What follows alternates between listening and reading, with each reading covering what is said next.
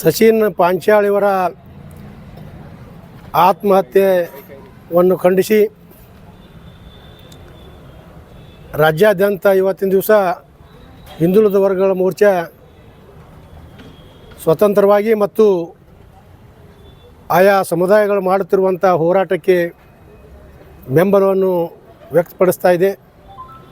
ಅದರಂತೆ ಕಲಬುರಗಿ ಜಿಲ್ಲೆಯಲ್ಲಿ ನಾಳೆ ನಡೆಯುತ್ತಿರುವಂಥ ವಿಶ್ವಕರ್ಮ ನಮ್ಮ ಸಮುದಾಯದ ಬಂಧುಗಳಿಗೆ ಹಿಂದುಳಿದ ವರ್ಗಗಳ ಮೋರ್ಚಾ ಬೆಂಬಲವನ್ನು ವ್ಯಕ್ತಪಡಿಸಿ ನಮ್ಮೆಲ್ಲ ಹಿಂದುಳಿದ ವರ್ಗಗಳ ಮುಖಂಡರಾಗಿರ್ಬೋದು, ವಿವಿಧ ಸಂಘಟನೆಗಳ ಮುಖಂಡರಾಗಿರ್ಬೋದು, ಪ್ರಗತಿಪರ ಚಿಂತಕರಾಗಿರ್ಬೋದು, ಆ ನಮ್ಮ ಸಚಿನ್ ಪಾಂಚಾಳ್ ಅವರ ಕುಟುಂಬಕ್ಕೆ ನ್ಯಾಯ ಸಿಗುವ ದೃಷ್ಟಿಯಿಂದ ತಾವೆಲ್ಲರೂ ಹೆಚ್ಚಿನ ಸಂಖ್ಯೆಯಲ್ಲಿ ಭಾಗವಹಿಸಿ ಅದನ್ನು ಯಶಸ್ವಿ ಮಾಡಿಗೊಳಿಸಬೇಕಾಗಿ ತಮ್ಮ ಮುಖಾಂತರನ ಕೇಳ್ಕೊತಾ ಇದ್ದೀವಿ.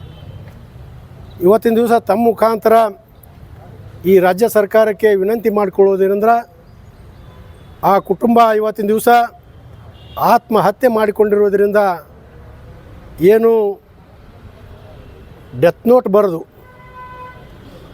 ಅದರಲ್ಲಿರುವಂಥ 8 ಜನರ ಹೆಸರನ್ನು ಹೇಳಿ ಇವತ್ತಿನ ದಿವಸ ಡೆತ್ ನೋಟ್ ಬರೆದು ಆತ್ಮಹತ್ಯೆಯನ್ನು ಮಾಡಿಕೊಂಡಿದ್ದಾರೆ.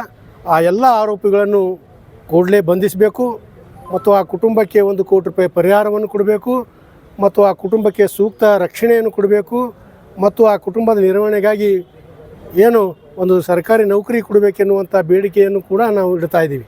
ಅದರ ಜೊತೆಯಾಗಿ ಇವತ್ತಿನ ದಿವಸ ಸಚಿನ್ ಪಾಂಚಾಳ್ ಅವರು ತಮ್ಮ ಡೆತ್ ನೋಟಲ್ಲಿ ಏನು ಪ್ರಸ್ತಾಪನೆ ಮಾಡಿದಾರ, ನಮ್ಮ ಪೂಜ್ಯರಾದಂಥ ಸಿದ್ಧಲಿಂಗ ಸ್ವಾಮೀಜಿಗಳು ಮತ್ತು ಶಾಸಕರಾದಂಥ ಬಸವರಾಜ ಮತ್ತಿಮೂಡವರು ಮತ್ತು ನಮ್ಮ ಚಂದು ಪಾಟೀಲ್ ಅವರು, ಮಣಿಕಂಠ ರಾಠೋಡ್ ಅವರು ಈ 4 ಜನರ ಹತ್ಯೆಗೆ ಸಂಚನ್ನು ರೂಪಿಸಲಾಗಿದೆ ಎನ್ನುವಂಥ ಮಾಹಿತಿಯನ್ನು ಇಟ್ಟಿದ್ದಾರೆ. ಸರ್ಕಾರ ಇದನ್ನು ಗಂಭೀರವಾಗಿ ಪರಿಗಣಿಸಿ ಇವತ್ತಿನ ದಿವಸ ತನಿಖೆಯನ್ನು ಮಾಡಿ ಈ ಎಲ್ಲ ನಮ್ಮ 4 ಜನರಿಗೆ ಇವತ್ತು ರಕ್ಷಣೆಯನ್ನು ಕೊಡುವಂಥ ಕೆಲಸನೂ ಕೂಡ ಮಾಡಬೇಕು. ಈ ಎಲ್ಲ ಪ್ರಕರಣ ಹಿಂದೆ ಹಲವಾರು ಸಂಶಯಗಳು ವ್ಯಕ್ತಪಡಿಸಿದ್ರಿಂದ ಇವತ್ತಿನ ದಿವಸ ಈ ಪ್ರಕರಣವನ್ನು ಏನು CBIಗೆ ವಹಿಸಬೇಕೆನ್ನುವಂಥ ಒತ್ತಾಯವನ್ನು ಕೂಡ ನಾವು ಮಾಡ್ತಾಯಿದ್ದೀವಿ. ಇಲ್ಲಿ ಕಲಬುರಗಿ ಜಿಲ್ಲೆಗೆ ಹೋಲಿಸಿ ನೋಡಿದಾಗ ಇಲ್ಲಿ ಕಾನೂನು ಸುವ್ಯವಸ್ಥೆ ಸಂಪೂರ್ಣ ಹದಗೆಟ್ಟಿದ್ದು ಜಿಲ್ಲಾಡಳಿತ ವೈಫಲ್ಯದಿಂದ ಕೂಡಿದೆ. ಯಾಕೆ ಈ ಮಾತು ಹೇಳ್ತೀನಿ ಅಂದರೆ, ಇವತ್ತಿದ್ದ ಸಣ್ಣ ಸಣ್ಣ ಸಮುದಾಯಗಳಾದಂಥ ಇವತ್ತು ಕುಂಬಾರ ಸಮಾಜ ಆಗಿರ್ಬೋದು, ಮಡಿವಾಳ ಸಮಾಜ ಆಗಿರ್ಬೋದು, ಇವತ್ತು ಹೂಗಾರ ಸಮಾಜ ಆಗಿರ್ಬೋದು, ಗಾಣಿಗೆ ಸಮಾಜ ಆಗಿರ್ಬೋದು, ಮರಾಠ ಸಮಾಜ ಆಗಿರ್ಬೋದು, ಇವತ್ತು ಹಡಪ ಸಮಾಜ ಆಗಿರ್ಬೋದು, ಸವಿತಾ ಸಮಾಜ ಆಗಿರ್ಬೋದು, ಮಾಲಗಾರ ಸಮಾಜ, ಎಲ್ಲ ಎಲೆಮರೆಕಾಯಿರಂಥ ಸಣ್ಣ ಸಣ್ಣ ಸಮುದಾಯಗಳು ಇವತ್ತು ಭಯಾನಕ ಸ್ಥಿತಿಯಲ್ಲಿ ಇವತ್ತವ. ಉದಾಹರಣೆಗೆ ಹೇಳಬೇಕಪ್ಪ ಅಂದ್ರೆ, ಒಂದು ಸಣ್ಣ ಸಮಾಜ ಏನು ಪಂಚಾಳ ಸಮುದಾಯದ ಒಬ್ಬ ವ್ಯಕ್ತಿ ಇವತ್ತಿನ ದಿವಸ ಏನು ನಿಮ್ಮ ಹಿಂಬಾಲಿಕರು ಇವತ್ತಿನ ದಿವಸ ಅವನಿಗೆ ಇವತ್ತು ಟಾರ್ಚರ್ ಕೊಟ್ಟು ಇವತ್ತು ಆತ್ಮಹತ್ಯೆಯನ್ನು ಮಾಡಿಸಿಕೊಟ್ಟಿದ್ದಾರೆ. ಅದರಂತೆ ಇವತ್ತು ಸೇಡಂ ತಾಲೂಕಿನ ಈ ಹಿಂದೆ ಮಡಿವಾಳ ಸಮಾಜದ ನಮ್ಮ ಹನುಮಂತ ಮಡಿವಾಳ ಅನ್ನುವಂಥ ಒಬ್ಬ ವ್ಯಕ್ತಿಗೆ ಕೊಟ್ಟು ಇವತ್ತು ದಿವಸ ಆ ವ್ಯಕ್ತಿಗೆ ಅತ್ಯಾಚಾರವನ್ನು ಮಾಡಲಾಗಿದೆ. ಅದಲ್ಲದೆ ಇವತ್ತು ಜಿಲ್ಲೆಯಲ್ಲಿ ಅಪ್ರಾಪ್ತ ಬಾಲಕಿಯರ ಮೇಲೆ ಇವತ್ತು ಅತ್ಯಾಚಾರಗಳು ಕಂಟಿನ್ಯೂ ಆಗಿ ನಡೀತಾ ಇವೆ. ಉದಾಹರಣೆಗೆ ಹೇಳಬೇಕಪ್ಪ ಅಂದ್ರೆ, ಈ ನಮ್ಮ ಯಳಂದ ತಾಲೂಕಿನ ಕೋರಳಲ್ಲಿ ಆಗಿರ್ಬೋದು, ಯಳವಂತಿಗೆ ಆಗಿರ್ಬೋದು, ಅಪ್ರಾಪ್ತ ಬಾಲಿಕೆಯರಿಗೆ ಅತ್ಯಾಚಾರ ಮಾಡಿ ಕೊನೆ ಪ್ರಕರಣ ಮಾಡಲಾಯಿತು. ಅದರಂತೆ ಪ್ರಚೋದಿತ ಆತ್ಮಹತ್ಯೆಗಳು ಇವತ್ತಿನ ದಿವಸ ಕಲಬುರ್ಗಿಯ ನಮ್ಮ ದೇವಾನಂದ ಪ್ರಕರಣದಲ್ಲಿ ಏನು ಆ ಪ್ರಕರಣದ ಆರೋಪಿಗಳು ಇವತ್ತು ಉಸ್ತುವಾರಿ ಮಂತ್ರಿ ಜೊತೆನೇ ಇರ್ತಿರು, ಆದರೂ ಕ್ರಮ ತೆಗೆದುಕೊಂಡಿಲ್ಲ. ಏನು ಈ ಕೂಡ್ಲಿ ಗ್ರಾಮದ ನಾನು ಕಾಳಗಿ ತಾಲೂಕಿನ ಕೂಡ್ಲಿ ಗ್ರಾಮದ ಅಮರ್ ಎನ್ನುವಂಥ ವ್ಯಕ್ತಿಗೆ ಇವತ್ತು ಬಡ್ಡಿ ಸಲಹೆ ಟಾರ್ಚರ್ ಮಾಡಿ ಅವನಿಗೆ ಆತ್ಮಹತ್ಯೆ ಮಾಡಲಾಯಿತು. ಇವತ್ತಿನ ದಿವಸ ಈ ನೆಲೋಗಿಯಲ್ಲಿ ಒಬ್ಬ ವ್ಯಕ್ತಿಗೆ ಇವತ್ತಿನ ದಿವಸ ಟಾರ್ಚರ್ ಮಾಡಿ ಅವನಿಗೆ ಕಣ್ಣಿಗೆ ಪಟ್ಟಿ ಕಟ್ಟಿಕೊಂಡು ಹೊಡಲಾಯಿತು. ಹಲವಾರು ಪ್ರಕರಣಗಳು ಇವತ್ತಿನ ದಿವಸ ಈ ಒಂದು ಜಿಲ್ಲೆಯಲ್ಲಿ ಆಗ್ತವೆ. ಆದ್ದರಿಂದ ನಾವು ಇದರೆಲ್ಲ ಸಂಪೂರ್ಣ ಹೊಣೆಯನ್ನು ಸನ್ಮಾನ್ಯ ಉಸ್ತುವಾರಿ ಮಂತ್ರಿಗಳು ತಾವು ವಹಿಸ್ಕೋಬೇಕು, ಕೂಡಲೇ ರಾಜೀನಾಮೆ ಕೊಡಬೇಕೆನ್ನುವಂಥ ಒಂದು ಒತ್ತಾಯವನ್ನು ಮಾಡ್ತಾಯಿದ್ದೀವಿ. ಇನ್ನೊಂದು ಭಯಾನಕವಾದಂಥ ಒಂದು ಮಾಹಿತಿಯನ್ನು ತಮ್ಮ ಮುಂದೆ ಇಡಲಿಕ್ಕೆ ಇಷ್ಟಪಡ್ತಾ ಇದ್ದೀನಿ. ಕಲಬುರಗಿ ಜಿಲ್ಲೆಯಲ್ಲಿ ಕಳೆದ ಒಂದು 2023-24ನೇ ಸಾಲಿನಲ್ಲಿ 23ನೇ ಸಾಲಿನಲ್ಲಿ ನಾನು ತಮಗೆ ಮಾಹಿತಿಯನ್ನು ಕೊಡಲಿಕ್ಕೆ ಬಯಸ್ತಾ ಇದ್ದೀನಿ. ಏನು ಕೊಲೆಗಳಾಗಿವೆ, ಅಪ್ರಾಪ್ತ ಬಾಲಿಕೆಯರ ಮೇಲೆ ಇವತ್ತು ಅತ್ಯಾಚಾರ ಸುಮಾರು 25 ಪ್ರಕರಣಗಳಾಗಿವೆ.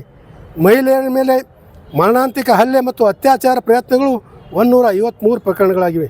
ಮಟಕಾ ದಂಧ 416 ಪ್ರಕರಣಗಳಾಗಿವೆ. Cricket betting 14 ಪ್ರಕರಣಗಳಾಗಿವೆ. ಅದರಂತೆ 2453 ಅಪರಾಧ ಪ್ರಕರಣಗಳಾಗಿದ್ದು ಇವುಗಳಲ್ಲಿ ಭಯಾನಕ ಕೊಲೆಗಳು 69 ಆಗಿವೆ. ಈ ಪರಿಶಿಷ್ಟ ಜಾತಿ ಪರಿಶಿಷ್ಟ ಪಂಗಡಗಳ ಮೇಲೆ ಜನರ ಮೇಲೆ ಸುಮಾರು 129 ದೌರ್ಜನ್ಯ ಪ್ರಕರಣಗಳಾಗಿವೆ. ಮರಣಾಂತಿಕ ಹಲ್ಲೆಗಳು ಸುಮಾರು 140 ಆಗಿವೆ. ಮಹಿಳೆಯರ ಮೇಲೆ ಅತ್ಯಾಚಾರ 36 ಪ್ರಕರಣಗಳಾಗಿವೆ. ಡಕಾಯಿತಿ ಪ್ರಕರಣಗಳು 7 ಆಗಿವೆ. ಹಗಲು ರಾತ್ರಿ ಕಳ್ಳತನ ಸುಮಾರು 902 ಪ್ರಕರಣಗಳಾಗಿವೆ. ಇಸ್ಪೇಟ್ ಜೂಜು 1354 ಪ್ರಕರಣಗಳಾಗಿವೆ. ಏನು ರಾಬ್ರಿ ದರೋಡೆ ಅಂತಾರಲ್ಲ 67 ಪ್ರಕರಣ ಆಗಿವೆ. ಅಪ್ರಾಪ್ತ ಬಾಲಿಕೆಯರ ಮೇಲೆ 92 ಅತ್ಯಾಚಾರಗಳಾಗಿವೆ. ಕಲಬುರಗಿ ಜಿಲ್ಲೆಯಲ್ಲಿ ಇಷ್ಟೆಲ್ಲ ಪ್ರಕರಣಗಳಾದ್ರೆ ಜಿಲ್ಲಾ ಆಡಳಿತ ಏನು ಮಾಡ್ತಾಯಿದೆ, ಪೊಲೀಸ್ ಇಲಾಖೆ ಏನು ಮಾಡ್ತಾಯಿದೆ, ಉಸ್ತುವಾರಿ ಮಂತ್ರಿಗಳು ಏನು ಮಾಡ್ತಾಯಿದ್ದೀರಿ? ನಿಮಗೇನು ಮಾತೆತ್ತಿದ್ರೆ ಸಂವಿಧಾನ ಮತ್ತು ಏನು ಪ್ರಜಾಪ್ರಭುತ್ವ ಅಂತ ಹೇಳ್ಕೊಂಡು ಕೈಯ ಹಿಡ್ಕೊಂಡು ಹೋಗ್ತೀರಿ. ಅವು ಅನುಷ್ಠಾನ ಮಾಡ್ಲಿಕ್ಕೆ ನಿಮ್ಗೆ ಆಗಲಿಲ್ಲಪ್ಪ ಅಂದ್ರೆ ಕೂಡಲೇ ಕುರ್ಚಿ ಖಾಲಿ ಮಾಡಿರಿ, ನೀವು ರಾಜೀನಾಮೆ ಕೊಡ್ರಿ ಎನ್ನುವಂಥ ಮಾತನ್ನು ನಾವು ಅವರಿಗೆ ವಿನಂತಿಯನ್ನು ಮಾಡ್ತಾಯಿದ್ವಿ. ಜಿಲ್ಲೆಯಲ್ಲಿ ಏನಾಗ್ತದೆ, BJP ಶಾಸಕರಿಗಾಗಲಿ ಮುಖಂಡರಿಗಾಗಲಿ ಕಿಮ್ಮತ್ತಿಲ್ವಾ ಅನ್ನೋ ಥರ. ಯಾಕಂದರೆ ಪೊಲೀಸ್ ಸ್ಟೇಷನ್ಗೆ ಹೋದರೂ ಕೂಡ 1 ಅವರ್ ಆದರೂ ಕೂಡ ಅಲ್ಲಿ ಪ್ರಕರಣ ತಗೊಳ್ಳೋದಿಲ್ಲ. ಯಾಕೆ ನೋಡಿ, ಈ ಕಾಂಗ್ರೆಸ್ ಸರ್ಕಾರ ದ್ವೇಷ ರಾಜಕಾರಣ ಮಾಡ್ತಾಯಿದೆ. ಇವತ್ತಿನ ದಿವಸ ಮುಖ್ಯಮಂತ್ರಿ ಆದವರು ಎಲ್ಲರಿಗೂ ಮುಖ್ಯಮಂತ್ರಿಗಳು, ಜಿಲ್ಲಾ ಉಸ್ತುವಾರಿ ಮಂತ್ರಿ ಆದವರು ಎಲ್ಲರಿಗೂ ಉಸ್ತುವಾರಿ ಮಂತ್ರಿಗಳು. ಅದು ಅವ್ರ ನೆನಪೇ ಇಲ್ಲ. ಕಾಂಗ್ರೆಸ್ ಉಸ್ತುವಾರಿ ಮಂತ್ರಿ, ಕಾಂಗ್ರೆಸ್ ಮುಖ್ಯಮಂತ್ರಿ ಅನ್ನುವಂಥ ರೀತಿಯಲ್ಲಿ ಅವರು ವರ್ತನೆ ಮಾಡ್ತಾಯಿದ್ದಾರೆ. ಅದಕ್ಕೆ ಅವರು ಈ ಕಾಂಗ್ರೆಸ್ ಪಕ್ಷದವರು ಯಾರು ಏನೇ ಮಾಡಿದ್ರು ಕೂಡ ಅವರು ಎಲ್ಲರಿಗೂ ಕೂಡ ಇಮಿಡಿಯೇಟ್ ಸ್ಪಂದಿಸ್ತಾರೆ. ಆದ್ರೆ ಇವತ್ತಿನ ದಿವಸ ಏನು BJP ಇತರ ಪಕ್ಷಗಳು ನಮ್ಗೆ ಯಾರು ಓಟ್ ಹಾಕಿಲ್ಲ, ಯಾರು ವಿರುದ್ಧರ, ಅವ್ರು ಏನೇ ಅವ್ರಿಗೆ ಅನ್ಯಾಯ ಆದರೂ ಕೂಡ, ಅವ್ರಿಗೆ ಏನಾದರೂ ಹಿಂಸೆ ಆದರೂ ಕೂಡ ಮತ್ತಷ್ಟು ಹಿಂಸೆ ಮಾಡೋದು ಇವತ್ತಿನ ದಿವಸ ದ್ವೇಷ ರಾಜಕಾರಣ ಬಿಡಬೇಕು. ಇವತ್ತು ಪ್ರಜಾಪ್ರಭುತ್ವ ವ್ಯವಸ್ಥೆಯಲ್ಲಿ ಇವತ್ತು ಸಂವಿಧಾನದ ಏನು ಆಚರಣೆ, ಸಂವಿಧಾನವನ್ನು ಅನುಷ್ಠಾನಗೊಳಿಸುವಂಥ ಕೆಲಸ ಸನ್ಮಾನ್ಯ ಉಸ್ತುವಾರಿ ಸಚಿವರು ಮತ್ತು ನಮ್ಮ ಮುಖ್ಯಮಂತ್ರಿಗಳು ಮಾಡಬೇಕೆನ್ನುವಂಥ ವಿನಂತಿ ಮಾಡ್ತಾಯಿದ್ವಿ. ಧನ್ಯವಾದ.